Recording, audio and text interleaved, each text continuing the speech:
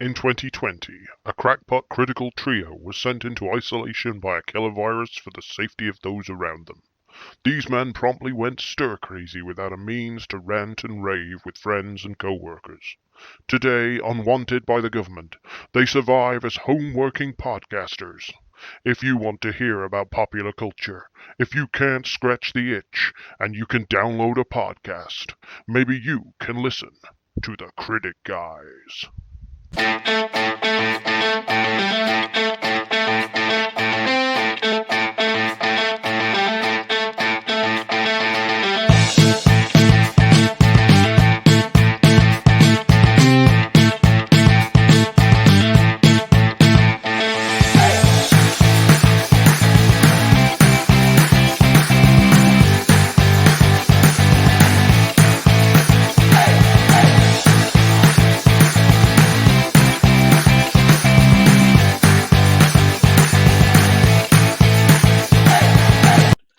And welcome to the second Critic Guys podcast. Thank you for joining us.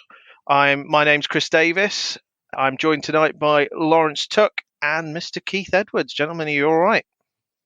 Very good, thank you, Chris. Yeah, very good. Thanks, Chris. Is that a yawn? Are we kicking off with a yawn? That wasn't. Honestly, last week now it's he's cooking and fallen asleep. he's yawning. He's going to be asleep by the halfway through the podcast. No, I've got to have an in to this podcast, and I've decided it's going to be falling asleep or doing my dinner. Or ablutions. That's that. I couldn't speak. You may think that I couldn't possibly comment. How are you, gentlemen? How's everything been? Very good, thank you. I have some good news. Oh, yes? I have some good news. I showed my 7-year-old Batman Forever. Okay. And we got through about 20 minutes of it before he said he didn't like it and demanded we stop watching. Well done. Give him a pat on the back. Did he have a taste. Did he have a particular reason as to why he didn't like it? He said it was boring. So something that was primarily designed for children in terms of the bright colours, flashy visuals, and everything else. Yep. It was rejected by a 6-year-old. Yep, 7. 7. Beg pardon. You did mention earlier. What's interesting is rewatching it myself after such a long time. Literally everything, every angle of shot, every word that's uttered, every single tiny little detail, you think to yourself, that was awful. That was literally the last thing you would have done as a filmmaker if you had your senses. But he did it every time. And it was impressive, really. That you could hit so many wrong notes in one piece. Well, it's kind of going off the deep end when the security guard in the vault, who is clearly supposed to be Wayne Knight, but they couldn't get him, lines there and looks up and then as the acid that for some bizarre reason Two-Face has rigged the contraption with, then actually screams out, "Oh no, it's boiling acid!" and because otherwise we wouldn't know, because it's rubbish. Anyway. What's interesting is Ed Begley Jr. is in it as the head of the facility, the science facility at Wayne Enterprises. Yes, the one who gets thrown out of a window. He does indeed.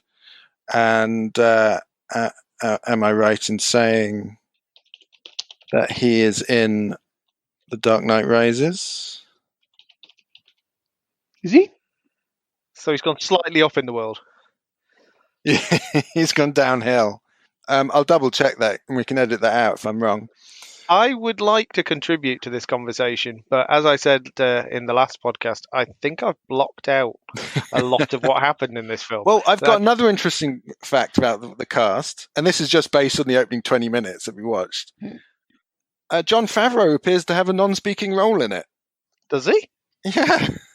Oh, cool. In the opening scenes, when Bruce Wayne walks into the science facility. He's flanked by like 2 or 3 random suits, and one of them appears to be a very young Jon Favreau. Excellent. So would you believe it? He gets around all the Playboys then. Maybe he's playing Happy Hogan. Yeah, if he likes Batman and Batman Returns, will you now just leapfrog the abominations in the middle and go straight to Batman Begins? Well, I think it's a long while before he watches Batman Begins, just so he can fully appreciate it properly. Probably for the best. I've got another funny little story from this week regarding the child, and that is You mean your son, not the little Yoda? no, yeah, my son, not little Yoda. Anyway, so we were discussing having a hot tub in the garden. He loves hot tubs, and we pointed out that we couldn't have a hot tub because we couldn't afford it.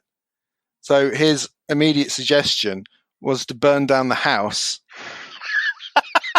and to use the money to buy a hot tub.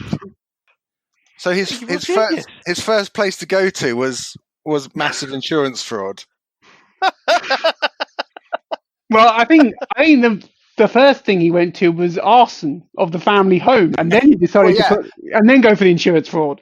Yeah, but I think it was all part of the same fiendish scheme. Has he got a little leprechaun on his shoulder? I think he is a little leprechaun.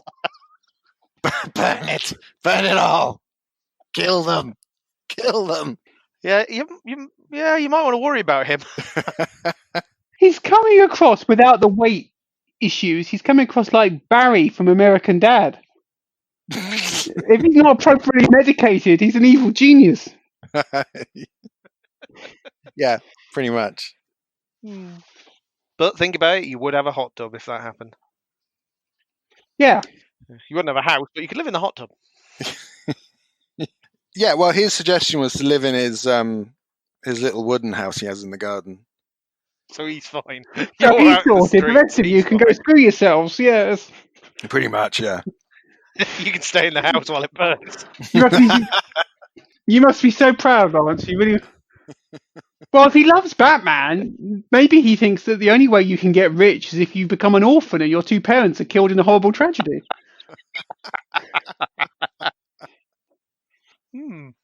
Yep. Or it's either that or getting radioactively, poisoned. And I suppose he felt just killing his parents would be the safer option. So this might be your last podcast with us. It's been nice in the brief time that we've done it. I'd say we'd avenge you, but I can't promise that. No, I think you can guarantee that you won't avenge me. Well, we might blackmail him so we can get a cut. The Critic we'll release the tape where Laurence talked about it. The second podcast belonging to the Critics guys and Exhibit A at the ensuing murder trial. Laurence suspected there was a problem.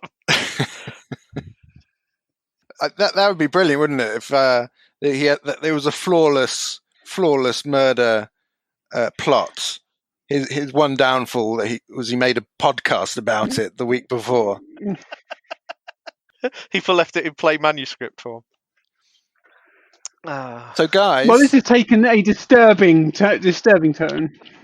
Guys, yes? We're all in lockdown. We are. Coronavirus lockdown, which is terrible for everybody. People are. Well, I hate to quote John Hammond, but people are dying. They are dying, and this is a crazy world we're in at the moment. Yes. So we're all staying at home, and like good people. Good people. Whereas, to be honest, when I look outside or see on the news and what have you, it seems to be most people are just having a good old whale of a time. From what I've just heard, Laurence, it might be safer for you to go outside. That's true. Don't stay in the house. Yeah, if Corona doesn't get you, your son will. I think we have come up with some recommendations for people who are in isolation, in lockdown, have we not? How to survive the monotony. Mm-hmm. Yes, I think we have. We've all come up with a film, a TV show, and possibly a game that we could recommend people to watch or play or whatever. Would one of you like to lead off with your first suggestion for people? I'll go with that. Now we thought about recommending a film, a TV series, and a game. So the film that I was going to recommend. Now I've been umming and ahhing about this all week, trying to think of the best film to recommend, because I wanted to recommend a bit of a hidden gem that people may not have seen before, and I thought I was going to recommend one of my favorite films, certainly my favorite spy film that I know of. It's 3 Days of the Condor, which is an incredible spy film. It stars Max von Sydow, who tragically recently passed away, and it stars Robert Redford as the hero. Faye Dunaway is the lady he falls in love with, and over 3 days, obviously. And Cliff Robertson is in it, as well as some random spook. Cliff Robertson, of course, who went on to play what's his name? In Spider-Man, is it his uncle he lives with in the Tobey Maguire Spider-Man? Uncle Ben. Uncle Ben, yeah. Oh yeah, he gets killed, doesn't he? Yes, that's Cliff Robertson. Pretty fundamental to the story. Yeah, I was going to say it's a crucial part of the plot. I'm not big on Spider-Man. I prefer Spider-Man and His Amazing Friends, and he's not in that. He's already dead. He's already dead. Yeah. But yeah, he was in Tobey Maguire film. He was played by Cliff Robertson, who is in 3 Days of the Condor. It's about basically Robert Redford is a data analyst for the CIA, and he works in this weird little office. It's like a house full of people who are just reading books and looking for secret codes, Russian codes, and what have you. To be frank, it doesn't really matter what they're doing, and which is handy because I have no idea really what they're doing. Sudoku. And Max von Sydow just goes in one day when Robert Redford's gone out to lunch and slaughters them all with a machine gun. And then Robert Redford comes back, finds them all dead, and the rest of the film is him on the run and trying to find out who's behind it all. That sounds good. It is really good. It's got a scene when his whole team's been killed, and he goes to a telephone box, and he rings, HQ or whoever it is, and the whole scene is ripped off almost word for word in the first Mission Impossible movie. Oh, I suppose it's a tribute. Yes, they would do that. They would call it a tribute. You couldn't do that these days near where I live, because all the phone boxes are now little libraries, just full of books. You'd have to rip all the books out and hope the phone was still working. Little libraries. Yeah. Drop book. People put books that they finish with, put them inside this old phone box, and people can go and use them like a little library. Do they not use them to advertise prostitution anymore? Maybe different types of books. I don't know. Less salubrious parts of town might have it in that. Yeah. Do they not have an adult literature section? Possibly, just above the pool of gentleman's literature. So I suppose that's my recommendation then. 3 Days of the Condor. If you can get a copy. I was about to say, do you happen to know where we would be able to get a copy of that? I think actually, to be fair, I've been looking online recently because my copy is Region 3 only. Is it 3? No, Region 1. Sorry, Region 1 only. So I'm looking to invest in a new copy, and you can get it on Amazon. Would that not play on a Blu-ray player anyway? Yeah, if it's DVD, it will. Depends on the region. Some Blu-ray players might have issues with DVD regions. I don't know. Yeah, I think mine do actually. I don't think I can play US DVDs on my Xbox and my PlayStation. I think I've got limited options there, but I've got a multi-region one which will play multi-region DVD. So it does depend. Incidentally, the film 3 Days of the Condor was then recently turned into a TV series, imaginally called Condor, which was aired, I think, on Sky in the UK. And again, the first episode pretty much goes exactly as Laurence described the opening of the film back in, I think it was 1975. I think the original film was out. Mm-hmm. And it ran for one series. It's currently in limbo at the moment. They're not certain if a second series is going to be released, but it stars Max Irons and as the spy, and William Hurt as his superior in the agency. Oh wow, that sounds interesting. So yeah, unfortunately, I don't think it's on home release. So otherwise, Laurence, that would have been your birthday gift last year. Of course. I take it that means that you've seen the film then, Keith. I have. Laurence, in fact, showed it to me. He opened my eyes. Was it as good for you as it was for him? Well, And did you enjoy the film? a gentleman never tells. But if he did, what would your answer be? Oh well, if he did, then I'd say it was a very, very good film, and it was a good and it was a good night. But that's as far as I'll say. It was based. To be It's fair, based on a book, and the book was called 5 Days of the Condor. 6 days. Was it 6 days?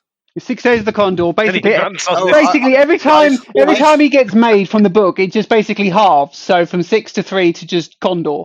I obviously In the TV I series. obviously read an edited version where it was just 5 days. They cut a day. Budget. Yeah. Nice. But yes. Keith, would you like to tell us about your film recommendation? Yes, my film recommendation, available on Netflix, is a film called Snowpiercer. Oh yes, I want to see this. I watched the trailer for this the other day, and it looked very interesting. Yes, it got a limited release in cinemas. I don't know anyone who went to see it. I don't know anyone who, beyond having Netflix, has seen it. But it was it is a little hidden gem of a movie. It's got a stellar cast, including Chris Evans and John Hurt and Ed Harris. It's a bit it is post-apocalyptic, which is perhaps a bit controversial, bearing in mind that we're doing this as an alternative to lockdown. And it's basically set a little way into the future, and the entire film is set on a very large train that is incredibly long, and it's split into classes. So the front few carriages involve a very different stratas of society: upper class, affluent, don't have anything to worry about. And as you go through the train, you get to the poorer sections, the worker bees, essentially, who get mistreated by their upper class superiors. And basically, it involves them revolting and just deciding they're not going to, they're as mad as hell, and they're not going to put up with it anymore, and they're going to try and take the rest of the train. And basically that's the film. It's quite a short film. I think it's barely 2 hours, and it's worth, if nothing else, it's worth it for Tilda Swinton doing a performance as Ed Harris's main aide, who admitted in behind the scenes features that she was essentially doing a riff on Margaret Thatcher. Oh, cool. But it is an incredibly good film. I remember how I came across it now, just watching the trailer, because I was. It's got a girl that was in Picard is in it. Ah. Yes, she is. But yeah, she plays a occupant of one of the more upper class carriages. Yeah, I believe so. And she's the robot doctor woman. She's not a robot, but she's a doctor of robots, I guess, in Picard. Yes, it is well worth a watch. Excellent. It is on my to-do list. It is one of the films that I think I've got on my list on Netflix to sit down and watch. I remember when it came out, having a casual interest in it, and just intrigued really to see a Chris Evans film there where he's not Captain America, just see what he's like in it. And the concept did sound good, and for some reason a few people have talked about how good it is recently, so I don't know if they've just got round to watching it on Netflix or what, but yeah, it's on my to-do list. I will get to it. My film, if people are happy for me to move on, of course, is is not yet on British on-demand services, as far as I'm aware. You can buy it, but you can't watch it. I don't think it's on Netflix or Prime yet. But the film that I would recommend people watch, and I went back and forth on whether to do a film that was about the lockdown, something similar to that. And then I thought, no, when people want escapism. Then I thought, do I just recommend a classic like Back to the Future or something? Just because, like, you can imagine that the world is going to be different again, and you'll go back to this wonderful world, and everything will be fine. Or do I just go complete like escapism, just go with the film that people might not have seen that I highly recommend and is certainly not for everybody? And I went down that route. And the film that I would recommend is Brightburn. Have either of you seen it? I haven't, no. It is basically the story of Superman, but if Superman was a complete psycho.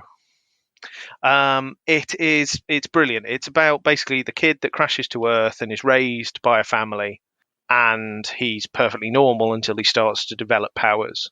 And the kid seems okay, and then things start to take a dark twist because the ship that he's crashed in starts to send him messages, basically, and he's drawn towards it. And basically, when he gets to the ship, it corrupts him or gives him the message, basically, that he's been sent here to destroy. And it's basically, what if Superman was a baddie? And it's brilliant. It's a James Gunn produced film. It's likely to get a series of sequels. There's certainly a Brightburn 2 on its way. Not the longest of films. It's about 90 minutes. It's proper sci-fi, proper superhero style film, but it's also a horror. And when it goes deep down into that, it really goes into that. But it's well worth watching, and just so different. And I don't know how they've got away with writing something that's so close to the DC origin story of Superman. Well, I was going to ask you that. Because it's ridiculously close. If you know that story, you know where this is going. But then it just takes the U-turn, and it's just like, oh, well, it's good for us in Superman that didn't happen. Because, yeah, he's dangerous. Very dangerous. It's like if someone made a new film where, like, the main character, when he's a child, his parents are killed outside the opera by a random gunman while he's trying to rob them. But in this version, the child grows up to be a very sensible and well-adjusted young man. Yes, that would be an interesting film, wouldn't it? It's very, very good, and I highly recommend it. It's got Elizabeth Banks in it. Other than that, it's not really a cast of actors that I was particularly familiar with. I'm not good at naming actors anyway, but it's not like big name stars. Elizabeth Banks being probably the biggest, but it's just really well done. And just the premise, as a superhero fan, the premise is excellent. I'm just pleased they got away with it, and they get to do more. Whether it's because of James Gunn, I don't know, and the fact that he has obviously his relationship with DC, that they've sort of let him do it, I don't know. But yeah, highly recommend Brightburn. Not one for kids. If you are of a shaky disposition, be prepared to pause. But well worth a watch. Very good. Right. Laurence, would you like to talk about your TV recommendation? By TV, we're sort of thinking series, aren't we? It doesn't necessarily have to be on TV. It could be, again, on Netflix or Prime or anywhere. Well, what do you recommend? This is not what I'm going to recommend, but I think my recent series I've watched is The Boys, which I just started thinking about when you were talking about Superman being a psychopath, because the main bad guy in The Boys is basically Superman when he's maybe not, a sociopath, certainly. Have you seen The Boys? I've seen about the first 3 episodes, and I'm familiar with the comics to a point. I read so many of them, but not all of them. I am going to watch the rest. I was really enjoying it. I just haven't been able to sit down and watch the whole lot. Yeah. Keith, have you seen them all? I have indeed. Homelander is basically Superman, is he not, Keith? He is. He is most certainly Homelander, and it is not a series for the faint of heart, put it that way. It's not. Anyway, I'm going to move on and talk about the series that I am going to recommend, because I think... he snuck a sly one in there. I like it. Well, I only thought about it when Chris was talking about his film. But my series that I want to recommend is one that basically everyone should watch. And when you're in lockdown, a lot of people have a lot more time than they would have done otherwise. And there's certainly a lot of material to get through on this one. So obviously the TV show I'm going to suggest is a classic, which a lot of people probably have seen, certainly bits of anyway. But not many people may have actually sat down and watched the whole episode, potentially. I'm, of course, recommending the greatest TV show that's ever been made. You're building this up. Which Keith is Deathly Silence. Columbo. Oh, well done. Well said. I wasn't thinking you were going there. I thought you were going to say some weird, obscure sci-fi or something. But no, Columbo's excellent. Columbo, best TV show ever made. Lots and lots of episodes to get through. In full respect to them, I'll say it now. I highly recommend for anybody who has any interest in Columbo, who watches it and enjoys it. You can hunt out. It's finished now, but you can hunt out the Columbo podcast.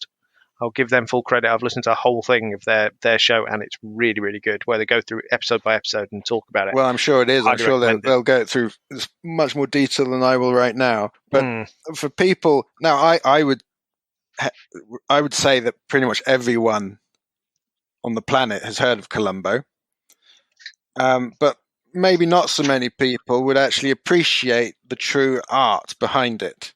And it's difficult to really ascertain what an episode of Columbo is, because, as we know, Columbo's a police detective who solves crimes, murders, in fact, and he it's not a whodunit. No, you know who did it in Columbo, don't you? You know who did it. You know how they did it. You know why they did it. you know, from like the first 10 or 15 minutes, you know absolutely everything. And it's not even so much about how Columbo works out how they did it, or works out who did it, because you're pretty sure in the first scene, worked it out. As soon as Columbo smacks eyes on the celebrity guest that week, it's you. He knows exactly who's done it and how they did it. You're Martin Landau. I've seen you before. It's all about Columbo, how he gets them to admit to doing it, because he never proves that they did it. All his evidence is always... most of his cases are going to fall down in court, aren't they? Absolutely. He relies on the fact that they admit to it. Well, but that's kind of like, you know, a Poirot episode. He's got no evidence whatsoever. Thank God they confessed just at the end. I mean, basically, it's you cannot really be told the true glory of a Columbo episode. You have to witness it for yourself. It's brilliant. The actual villains, the recurring actors who come in, some of them are just brilliant in like every character they play. They come back in, and I'm going to get the name wrong. I'll have to look him up while you're talking. But let's say Martin Landau as an example. You've got Leslie Nielsen. You've got William Shatner. Yeah, I mean Shatner or Patrick McGoohan are in it. I mean, basically they're the murderers. I mean, it's that simple. But I think the way they described it, or the makers themselves described it, it's not a whodunit. It's how you catch them. Yeah. It's usually. I mean, people complained when they did CSI that it showed people how you could avoid criminal detection. Whereas in Columbo, when I watched it, and is always what mistake they made. Something really simple. Yep. It's always they let themselves down. Some human failing that always lets them down. They think they've covered it, and they think they've managed to get away with it, and then it can't possibly be a way to catch them. And it's always something. Starts with something small. Do either of you have a favourite Columbo villain in terms of or favourite actor to play a villain in Columbo? It's got to be Shatner, isn't it? Yeah, I was going to say I can't think of anyone other than Shatner. Actually, I might go out there with Donald Pleasance. Yeah. I'm a big fan of Robert Culp. I think whenever he's in it, he's excellent. But I mean, Donald That's Pleasance is only in one episode, isn't he? But Yeah, the but way I he love captures him is fantastic. But that would be a spoiler. it. Yeah. But yeah, anybody who was anybody was in Columbo and probably in it more than once. Brilliant show. Correct me if I'm wrong. Isn't Martin Landau the fact that isn't his episode or one of the ones where he's in it? You don't actually know He's twins. he's a twin, so you don't know which of the brothers actually committed the crime. Yeah, it's very well done. Yeah. But there we go. Is that all you want to say, Laurence? Yeah, I think that's all that needs to be said. Oh no, I was queuing you up there. I was waiting for you to go. Yeah, just one more thing. That's what I thought you were both trying to do, but it just didn't happen. I wasn't paying attention. Do you want to use by the miracle of editing? Do you want to go? Do you want to try that again? No. No. I figured It was my nickname when I was in practice as a solicitor. My trainer, effectively, my the person looking after me, I can't think of the name is. She used to call me Columbo because I had a habit of walking to the door and then I'd stop to remember to say something. So what is it now, Columbo? Well, it was either that or the fact you were dressed in a cheap Macintosh. Showed up in a banger of a car. And you've only got one eye. But that's a big question that people have often asked. Did Columbo have one eye? Or was that the fake eye playing the part of a real eye? A real eye. Exactly. It's a valid point. Yeah. I think one fan has pointed out that in one episode, a cop offers to help Columbo, and he says that would be great. 3 eyes are better than one. Very good.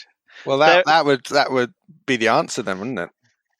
Peter Falk was brilliant, and there's one episode of Columbo, and I can't remember which episode it is or who the villain was, but the thing that stands out, there is a bit where Columbo falls down a hill, which you can see on YouTube, and it's brilliant. And apparently, it wasn't supposed to be in the show. It was actually Peter Falk fell over on the hill, and it's hilarious, and he let them keep it. And it's brilliant. Well worth a YouTube. Just look, Peter Falk falling down a hill. It's superb. But I love Columbo. I mean, one particular episode I would draw attention to is the Leonard Nimoy episode, where he loses his temper just at the end, and it's very much like Gary Oldman in Tinker Tailor Soldier Spy when he loses his temper. He's a quiet, affable man for almost all Columbo episodes. He gets frustrated, he gets confuddled, and doesn't know how to work it out, even though he has a good idea who the murderer is. But he never loses his temper. But in this particular incident, he's so frustrated by the idea that this man might actually kill again. He ain't going to have it, and he loses his temper. And I think that's a very and it's also interesting that for an American cop show, Columbo never carries a gun. No, he doesn't like it. No, he doesn't like it. Doesn't need it. Yeah, I do like I think there was an episode where he holds one or something, but yeah, he normally doesn't carry one, and he doesn't like it, and he won't get his license done or something. He tries to get somebody else to do his license for him. Yeah, he has to be recertified with the firearms license, and he doesn't want to do it. So he gets a cop to do it. You're right, though. There are certain villains in Columbo that he doesn't dislike. He doesn't like what they've done. He doesn't approve of them, but he doesn't hate them. And he builds a rapport with them as a villain, and you get the feeling that genuinely he quite likes this person despite what they've done. But then there are the certain people, and Leonard Nimoy's character, who I believe is he a doctor? Yeah, he's a surgeon. In this one, surgeon. That's it. Oh yeah, and he's using sutures, the dissolving sutures. Spoilers. And he hates him. He does. There are certain villains he hates, and you can tell the ones that Columbo really doesn't like, or the ones that push him, because it's always this: I'll build up this bumbling facade, but he's the smartest guy in the room, and it's brilliant. I love Columbo, so good. Right, should we move on? Yes. Keith, how do I your move TV on from series. Columbo? My TV series. All downhill from here. Indeed, it's not going to get any better. I think personally, my pick, if you like, was the complete series of Battlestar Galactica, the reimagined series from 2013. Starring Edward James Olmos, and because it is a complete series, you don't have to. It's got one complete story told from beginning to end within the miniseries framework, so people don't have to worry about. Because I looked at a lot of series, but unfortunately, a lot of them particularly in recent years, seem to be discontinued before it finishes the arc that the creators intended, which to me is quite a thing to look at, in terms of a complete story that the original writer envisioned from beginning to end. And I personally think it's gritty. It's got it is set in a post-apocalyptic world. I'll get that out eventually, and I think it's really worth it. I think it's a very good series. It's good hard hitting sci-fi, and it's got something for everything, for everyone. I'd wholeheartedly agree with that. I loved Battlestar Galactica. I think it was your recommendation that got me to watch it. And I watched it after it was finished. So it's the whole thing. And it was brilliant. I really, really enjoyed it. I loved the whole... You don't quite know who all the baddies are for quite some time. Mm-hmm. And there's definite sort of questions going back and forth as to who people are and whose side people are on. There's a series where it dramatically changes the environment where all the characters are. They go from being basically on Battlestar Galactica to like a prison planet, if I remember rightly. Effectively, they're all kept in camps. Yes, and it's such a brilliant switch. Like the difference and seeing those characters in there was great. It was great. I'm not sure it quite stuck the landing for me. That's the only thing. No, it does. There is very end. Definitely a religious theme running through it, and it can be a bit disruptive. They also get confused in the first few series. They keep saying that the baddies, the Cylons, have a plan, which didn't actually get elaborated on in the series. They had to do a TV movie afterwards that explained it. So they clearly took a different direction. But like all good sci-fi, that is something that Star Trek did in the past, is take modern day themes and put them in the show. And explore I want them. to watch it again at some point. I really do. It's very, very good. Because this was obviously doing during the early noughties, and you had issues like you mentioned on the planet where they're put into concentration camps. The idea of collaboration, the idea of suicide bombers, all yes. obviously uplifting stuff. And by and large, it is a very gritty, dark series. However, when it hits high points, or points of celebration, either over a victory or a personal triumph, it really soars, and the musical score of it is fantastic. Yeah. I didn't like it. All right. Quelle surprise. He just can't get over Starbuck being a woman. What was it you didn't like? What was it you didn't like, Laurence? I watched the first couple of episodes, and it just didn't strike me. Nothing. I can't remember. It was a little while ago, and I can't remember anything specific jumping out as not liking it. But it didn't grab me. Give me Dirk Benedict any day. Oh, you still got his autobiography? I do. I treasure it. Your Facebook. So yes, that's my recommendation. Excellent. Okay, so we have a recommendation and we have a word of caution from one of us with regards to it. But no, if 2 out of 3 of us will tell you it's a show worth watching. And as I say, as Keith says, it's a whole series. You can watch from start to finish, and it did finish. Thankfully, you didn't. It's not like it died before you got a chance. As Keith says, there's been plenty of examples of series that you get really hooked on, and then you get the rug pulled from underneath you. You never really see how it was supposed to end. So it's nice that one did. Alternatively, you get a series like Lost that doesn't end. It goes on far too long. It might have been better if that didn't. Yeah.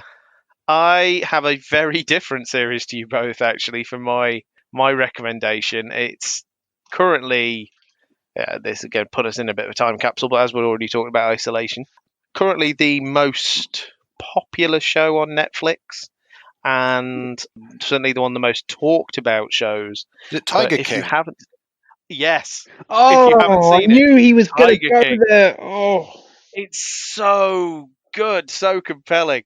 Tiger King, Murder, Mayhem, and Madness. It is like compulsive viewing. If you haven't seen it, it's ridiculous. And the fact that it's a documentary, you just can't believe it.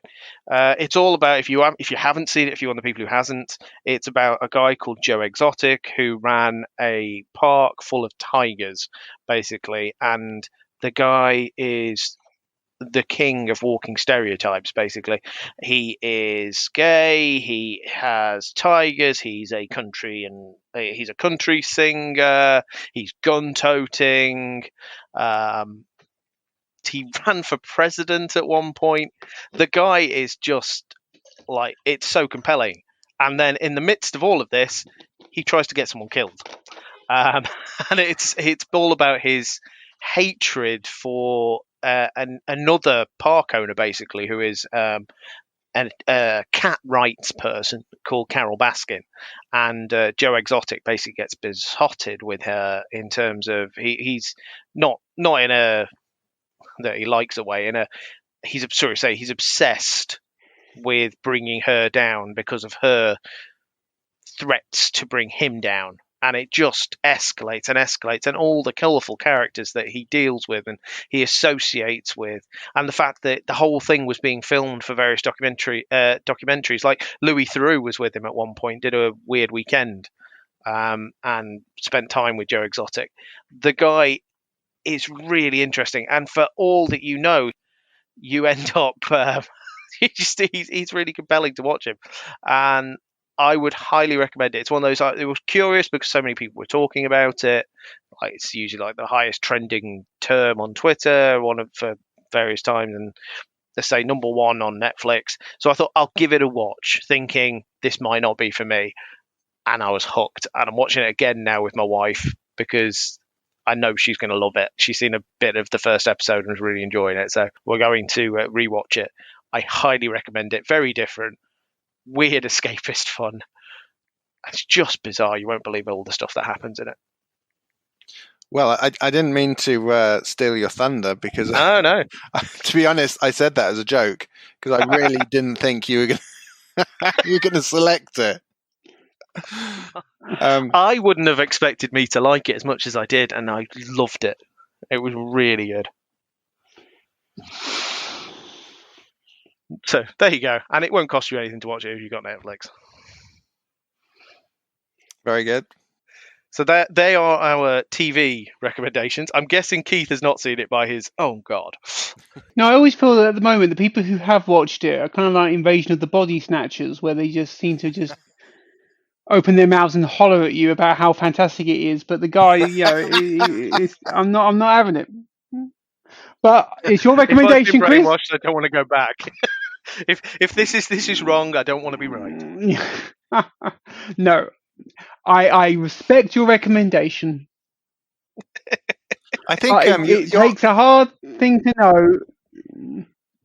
Your analogy of Invasion of the Body Snatchers, I think, is quite apt because it is like you're talking to someone and they go, oh, I'll never watch Tiger King, and like you look away for 2 seconds and you go back and go, oh, Tiger King's amazing. It's the new Breaking Bad, isn't it? Where, like, if someone's seen Breaking Bad, they can't stop talking about the fact they've seen Breaking Bad. Yeah, I didn't like Breaking Bad. Apart from you.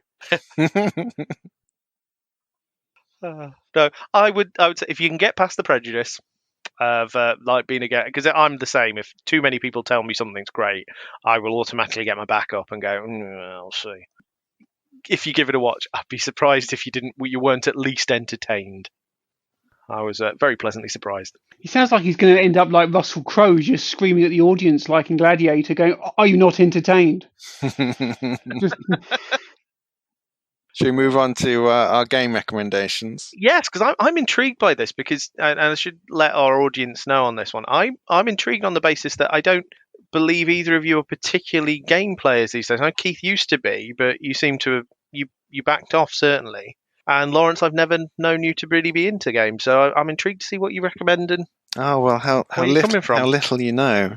Well, I'm hoping I'm going to find out that actually this is more of a thing, because this is a direction I want to take the Critic guys in. I'm planning to talk about video games quite a bit, so it'd be nice if other people were interested as well. Would you like to lead us off, Laurence?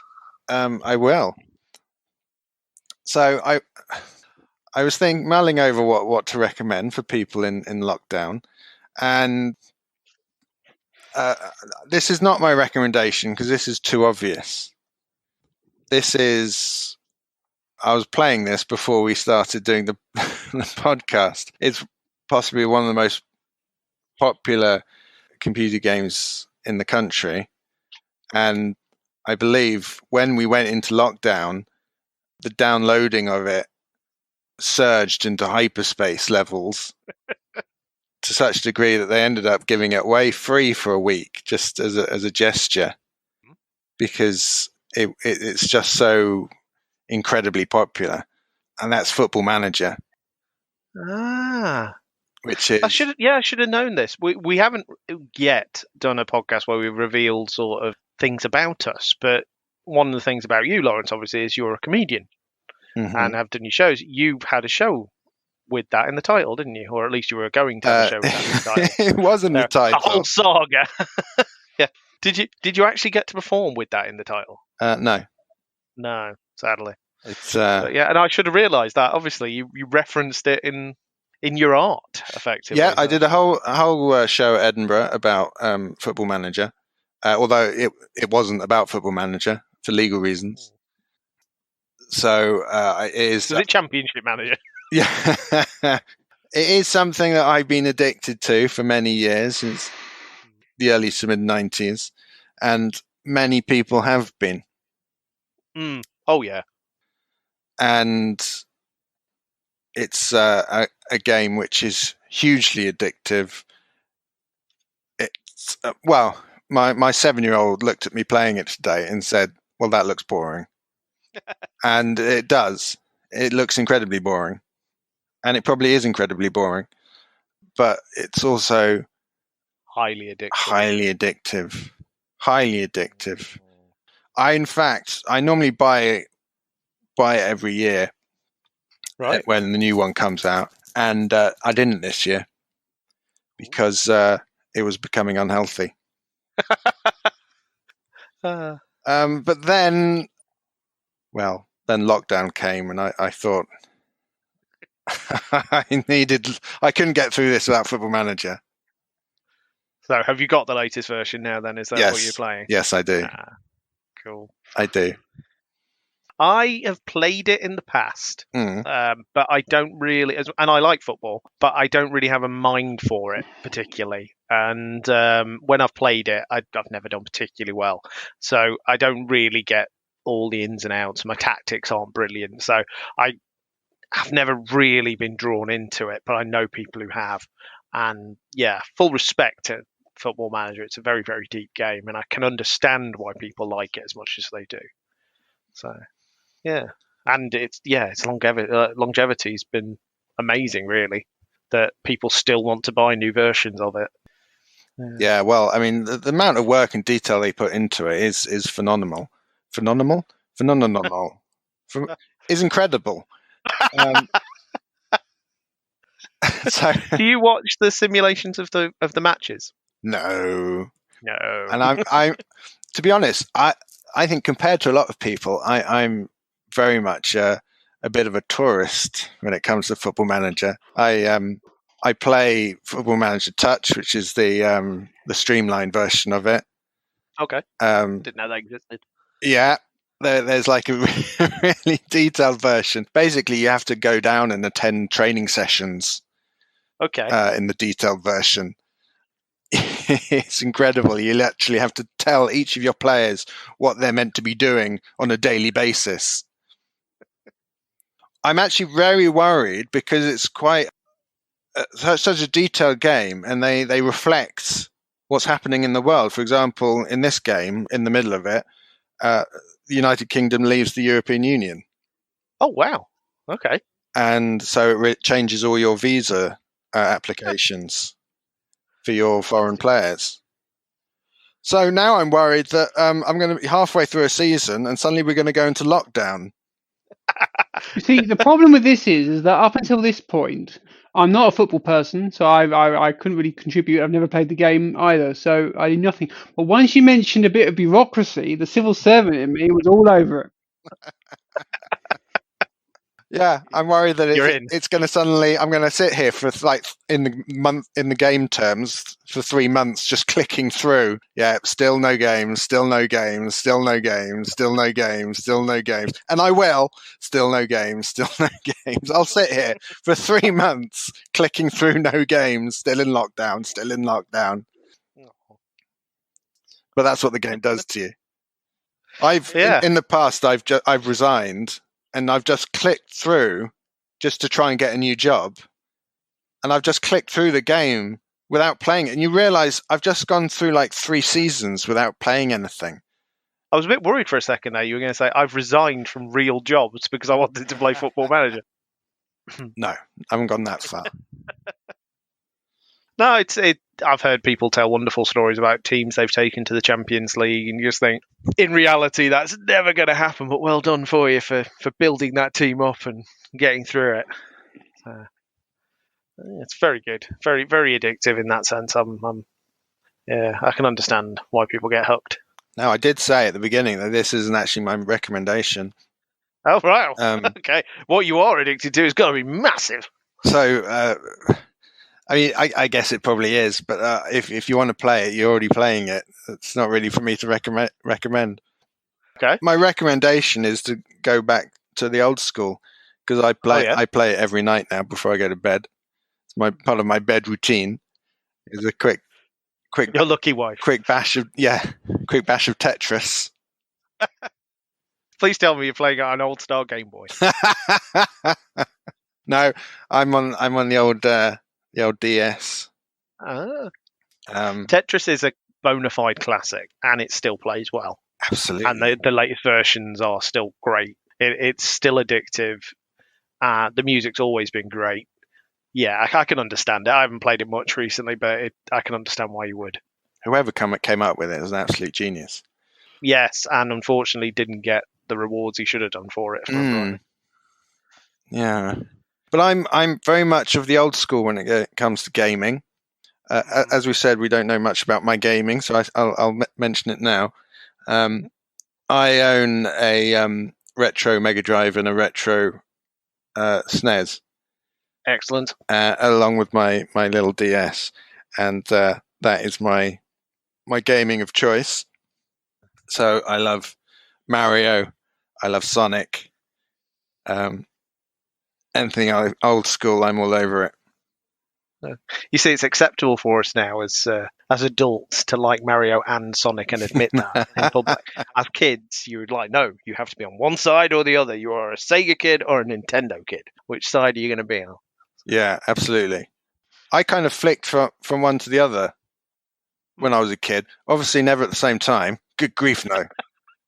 No. But I did. I was very much like Italy in the Second World War. I was flip-flopping my way through. Oh, I was a Nintendo kid. Yeah, I started off as Sega when I got my Master System as a kid, and then went over to Sega. Then I went over to Nintendo. I never actually owned a Mega Drive until I bought this retro one. So I had a SNES. Yeah. Super Nintendo was a superb system. So many good games on it. So many. I'm also someone who plays retro games and enjoys them. And I have been discovering games I didn't play on the Super Nintendo when I was a kid. I've recently, in the last couple of years, been playing Final Fantasy VI, which is wonderful. And very recently started playing Chrono Trigger. And that game's wonderful. That will take up many, many hours and will kill up a lot of the isolation, but highly recommended game. Also, if you want to, it's even available on your phone. But Wow. it's a very, very impressive game. But my gaming styles have changed as I've got older. I like types of games I didn't like as a kid. Like, there's no way I would have liked Final Fantasy VI when I was younger. But now, I think it's wonderful. Mm. So it's nice to go back and sort of see what you would like now that you wouldn't necessarily have played back then. Keith, you've got is it a Mega Drive you've got? I have, yes, the old retro one. You kind of stolen my thunder here, Laurence, because but there we are. Well, do we move on to your recommendation then? Yeah, go on, Keith. Yeah, well, I was thinking how you stole my recommendation. What was it? No, it was the retro Mega Drive. Was it Football Manager, Keith? Oh yeah, absolutely.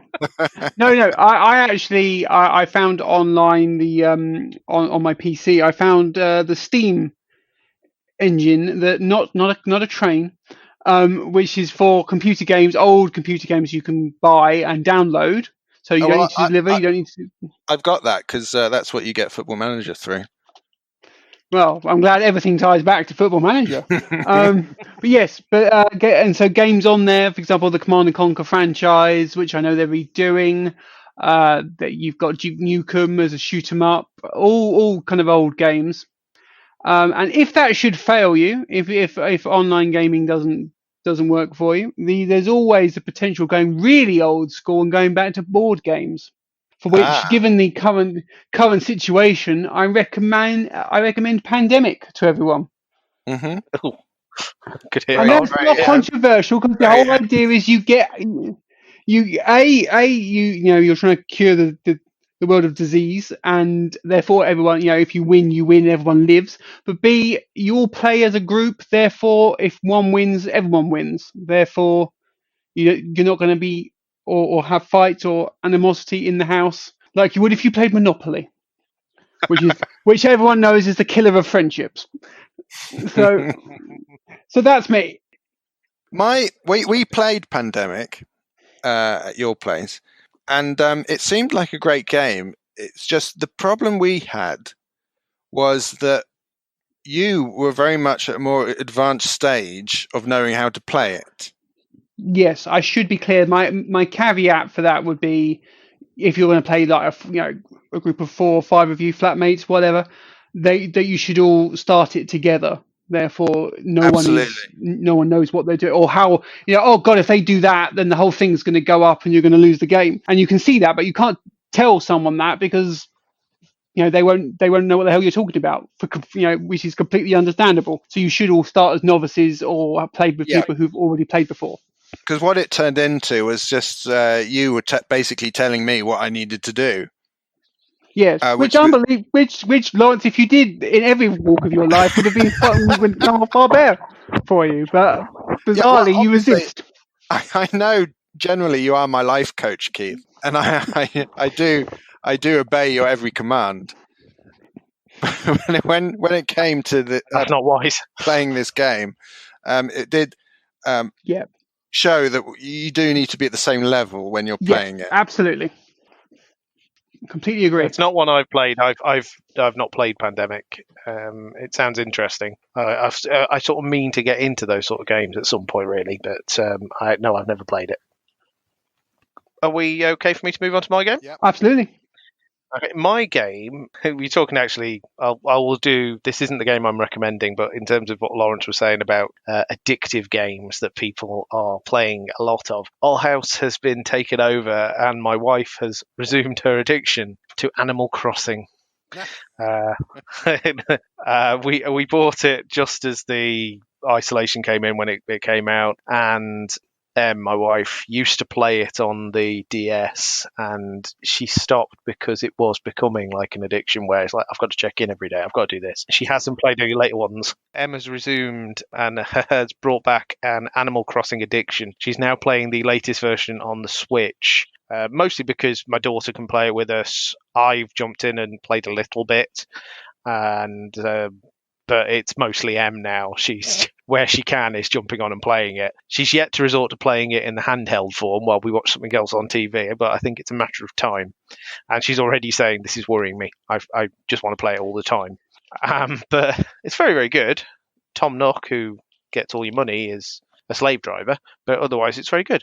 But my video game recommendation is a game that came out in 2017 that I started playing back then, and then because I like shiny things, got distracted by the latest games that sort of came out, and I just kept playing other things to sort of move on and we'll keep up with the Joneses effectively. But I kept going back to it, and it's been on my back burner for a while now of I really should play this game. I've got to. It's very good. I've got to finish it. So I set my target and actually went back and did it. And that game is Horizon Zero Dawn for the PlayStation 4.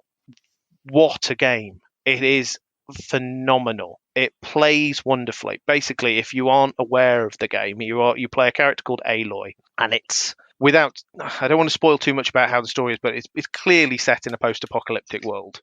You are in basically a lush environment, but there are buildings and there are wreckages of a previous civilization, but you have no idea what they are. The people, the tribes that live in the area believe in gods and everything. It's very much as if it was like early hunter tribes and everything, but they don't understand technology, but they've incorporated bits of it into their lives, but they don't understand what it is. So they think computers are gods, and they see these messages, and they collect vessels, which are cups and things like that from the previous time. And it's the basic idea of the game is that there are machines that roam the world, and these machines are basically dinosaurs, like shaped as dinosaurs, and these people live in somewhat harmony with them until they start to attack them, and then it's all about how the tribes interact. But you've got this character Aloy, who is basically an outsider. She's she's separated away from the tribe. She's not respected in any way, and she basically finds this device which lets her understand the technology, understand what's going on. And she wants to find out her own story, like who her mother is and what the real story is with all this technology and what happened to the world and why it's in the state it is. And she basically goes off into the world to try and learn about these things and to get revenge for something that happens fairly early on in the story. And it's just brilliant. The game is absolutely beautiful. It's massive. There are wonderful locations to visit that are so different. You have snowy peaks, sandy deserts, lush forests and jungly type areas. The machines that you're fighting are phenomenal and really, really clever in terms of the AI behind the fights are brilliant. I've completed the game in terms of I got the platinum trophy for it, but I still play it now because I'm doing the downloadable content that came out afterwards, and I'm still getting into fights where I'm still effectively breaking a sweat with the game, and I'm still getting really into the fight, and the adrenaline's pumping, and it's like I'm really leveled up, and I can still get that. It's done so well. And one thing I think you two would appreciate is that there are creatures in it called Watchers, which are little robots that look like raptors. And I was playing it the other day, and I started having a fight with this raptor, and it's this Watcher, and it was facing me. And I was gearing up, and I've got my stick out effectively because you don't use guns in the game; you use bow and arrow and spears and stuff, and it's phenomenal. I love games with bows and arrows, but I was fighting this Watcher, and you get a warning basically that's about to pounce on you. And this Watcher I'm looking at it, and I get the warning that it's coming for me, so I'm aiming at it. Next thing I know, I get attacked from the side by another Watcher, and it was just like clever girl, and it was just done so well. It's just like I love it. I love that has just happened as a matter of course. That the Jurassic Park has come to life. It's wonderful, and I think a lot of people will have moved, PlayStation gamers and things will have now be playing the latest shiny thing like Final Fantasy VII Remake, and which I started playing myself earlier in the week. But it's go back if you haven't play it. If you are partway through it, go back and finish it. The story is brilliant. I wasn't expecting everything that happened by the end. It's it's a brilliant story. I can't wait to play a sequel on the PlayStation 5. And wholeheartedly recommended. It's a superb game, and it's beautiful, especially if you've got a 4K TV and HDR. Stick it on and marvel at how beautiful that game is. Wow, there you go. Fantastic. Sorry. As you can say, I'm a passionate gamer. Excellent stuff. Never would have guessed. Because you have lessened off on your games, haven't you, Keith? You don't I play as have much as you used indeed. to. No, I stopped at Xbox 360. That's how old I am. Yeah, because we used to play all the Gears of War games, didn't we? We used to Oh, work our way yes. through those. Those They were were good days. times. The last 2 games I've played on my own. It's been very sad. Missed my partner in crime. But hey. Excellent. Right. Clearly he's not bothered, have you noticed? Sorry, I wasn't really listening. No, not you, him. All right. I'm going, it's sad that I don't get to play with my friend anymore. And he's like, sorry. Yeah, I just thought I just said excellent to conclude you bursting into tears, having described the destruction of your greatest friendship. Oh, excellent, first class. Admittedly, I'm not always the best person to play games with, as Keith will know. We had a discussion once about how Keith plays for the team I play to win. But we get results. Very good. So they were our recommendations. There are many more things out there for people that we would recommend. I'm sure that I'd love to know what other people are watching and playing and listening to at the moment. I listen to a lot of audiobooks and things as well, and sometimes you just need that person to give you a little recommendation and go well, give it a try, and you might be surprised at what hooks you. Again, on the video game front, one of my favourite games is a game called Castlevania Symphony of the Night, and it came out in 1997 on the PlayStation, and I didn't play it at the time. It looked old school, and I wanted to play modern, shiny games with 3D graphics, and I didn't engage with it at the time. And then when it came out on the Xbox 360, I gave it a go, and I sort of got in, started playing. This is all right, and then I got distracted as I do, and I went back to it about 2 or 3 years ago, and it's just this is phenomenal. This is a game that is made for me. I could have been enjoying it for about 20 years, and yeah, sometimes you just need someone to recommend it. It was listening to a guy called Colin Moriarty on a podcast talking about why it was his favourite game, or one of his favourite games, and so I thought, I'll give it another go, and it just hooked me. And yeah, you need those little recommendations. Films and TV shows particularly. There are so many out there, and there's a lot of rubbish. It's nice to get a recommendation for something you think, actually, that people swear by these. Have you seen it? You can get a retro version of PlayStation now. In what respect? As in the PlayStation Classic? Yeah.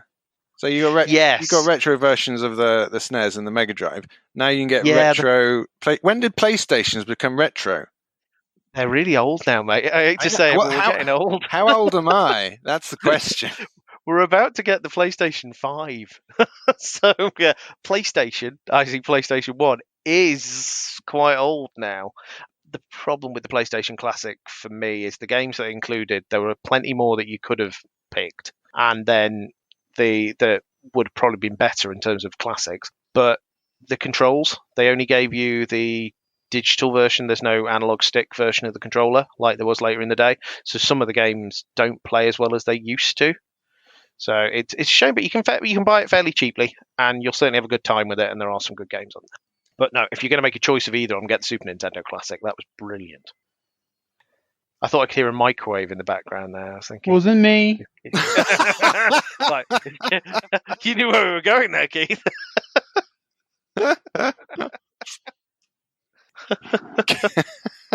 Keith is the Shaggy of podcasts. It wasn't me. It wasn't me. I thought Scooby-Doo with that until you said that. Either way, it's not good, guys. You're not denying it. Gents, is there anything else that you want to share with people? Anything you wanted to say to anybody who's listening to us? Obviously, it's a new podcast. We've got new people giving us a chance, and we very much appreciate them giving us a chance. Is there anything you wanted to say? Anything you wanted to share? I think, Laurence, you're showing some great self-control so far. 2 podcasts in, you haven't revealed that you have 2 books available to buy on Amazon. Whether you wanted to mention that. Well, I was going to before, and then I got sidetracked. Yeah. Would you like to say anything? I got 2 books available on Amazon. They're called... No. What are they called? They're called hang on. I do know this. They're called. The first one is called. Well, this is we good. can edit this, can't we? We can edit this. We could, but I don't know if I will. It's called Company of Spies. And Perhaps we need some kind of agent or some kind of way of describing, someone to help us market ourselves. it's called Company of Spies, and it's the first book one of the Prendergast files. It's all about an old school intelligence guy called Arthur Prendergast, and it's a espionage, bit of dark comedy in there. I like to think of it as like a cross between Mission Impossible and The Office. And the second book is called sorry. I just want to go on record right now and say I want all this going in. I don't think in any way we should put Laurence across as a smooth operator. He should be revealed as the charlatan he is. Called the Spy Slayer. And book 3, I can reveal, is in production. Well, post-production, I suppose you could say. And that will be released very soon, and that will be called a title of some kind, I'm sure. Maybe our audience, as limited as they are, should suggest a name. Unseen Man. It might take less time. It's called Unseen Man, and they're books 1, 2, and 3 of the Prendergast series. And where can people get them if they wanted to read them? Amazon. Just search Prendergast or Company of Spies, and it will pop up, I'm sure. Without wanting to blow smoke up your ass, I've read the first book and I really enjoyed it. I've started the second one. Very good. I admire your taste. Well, you could dissipate any potential smoke by just asking him what the title of that first one was again. It's on the tip of his tongue at all times. Keith, have you got anything that you would like to tell people about? Unlike Lawrence's smooth patter and salesmanship, I have I'm the author of a fan fiction related to Game of Thrones that's on the archive of our own website under the handle Deathwalker, because I'm nothing if not pretentious. And that is it's a complete slant on the Game of Thrones story, in the idea that Ned Stark, or Sean Bean's character from the TV show, survived his execution at the end. Sorry, I didn't mean to laugh. When I say survived, he didn't get his head chopped off and then walked away. I mean, it's a different reality. In fact, yes, it completely an alternate reality indeed. I just had this image of like the Emperor in Star Wars. The fact he survived being dropped down that massive tube and exploding. Yes, and then not only did he survive the fall and the Death Star exploding, he somehow managed to get across the galaxy on his own. It's amazing, that film. Yeah, well, obviously him and Sean Bean escaped together after Sean Bean had his head chopped off. Yeah, and then ran around the execution yard like a headless chicken. That would have been quite something. That would have been a departure for Game of Thrones. One of my favourite bits of cinema hilariousnist was in the Halloween films. There's a film. There you go. I can't remember which one. H2O. Is it H2O when? Is that where they behead him? Yeah. Basically, Yeah. Jason is chasing. No, Halloween. It's Michael Myers. Sorry, Michael Myers. Jason is the other one, isn't it? Yeah, Friday the 13th. Yeah. Michael Myers, thank you, with the face of William Shatner, is chasing the girl and ends up getting beheaded. Yeah. Now, this was the intention of killing him off, but they decided that they wanted to make more, so they just did. And they said the reason he survived is because he changed clothing with a paramedic when he was in an ambulance. Yeah. And so it was the paramedic that got his head chopped off. So if we're going to talk about the continuity of the Halloween films, we could. The only problem with it was that the paramedic would have been chasing the girl for about 20 minutes, not realizing that he's not Michael Myers and he is a paramedic. As Keith would say, gloss. Yeah, the Halloween films, they're brilliant in terms of Jamie Lee Curtis's character, who finally gets bumped off by him.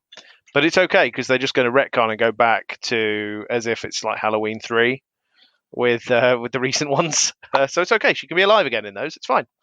So yeah, but I love Halloween, but yeah, it's not good for continuity. Well, if you want to talk about continuity mistakes, we can always go through the X-Men films. We've been here all day. Please don't. Just taking us back to your fan fiction, Keith. I am a reader of your fan fiction, and it's also very well edited. Whoever edits your work is doing very well. Wow. I don't know. He could be better. Well, when you let him do it, you don't just drop mystery chapters he's not expecting on the system, and you go, "I haven't seen that one." Which, incidentally, one will be done tomorrow. Okay. It reads very well. I do recommend it. I highly recommend it. As for myself, I've got nothing to really sort of shill. My passions outside of like video games and reading and stuff like that has mostly been performing and directing plays, which are local. But I do intend to write things down at some point and actually I've got book ideas, but I'm just so good at coming up with ideas and not actually writing them. It's ridiculous. But in terms of what I do, the production that I did has just been nominated for an award, so pleased with that. But nothing to shrill. That's really good, and just the sheer fact that you just said doo-doo. Doo-doo. Just improves it that little bit more. Thanks again to everybody who has listened to us. We hope you're all keeping safe. Gentlemen, where can people find you on the internet? On Twitter, I'm under Laurence with a U _ Tuck, TUCK. Not / whatever the hell that was. Not /. And Keith, have you made it to the 20th century I yet? haven't yet, no. You'll get there in time. And last time I think I drew people to at Fierce Casual, but I will go one better and say at Critic Guy Chris. Great, Chris. Are you going to change your Twitter handle every week? No, I think I might stick with that one. It feels appropriate. Very good. Hopefully we will be back very soon with another podcast. We are going to try and defend the indefensible. That's one of our ideas. I'm also considering doing a more game-focused podcast. So hopefully you will be hearing from us very soon. I don't know what these two reprobates have got in mind for themselves, but we shall see. Thank you once again for listening to us. Stay safe, and we will see you again soon.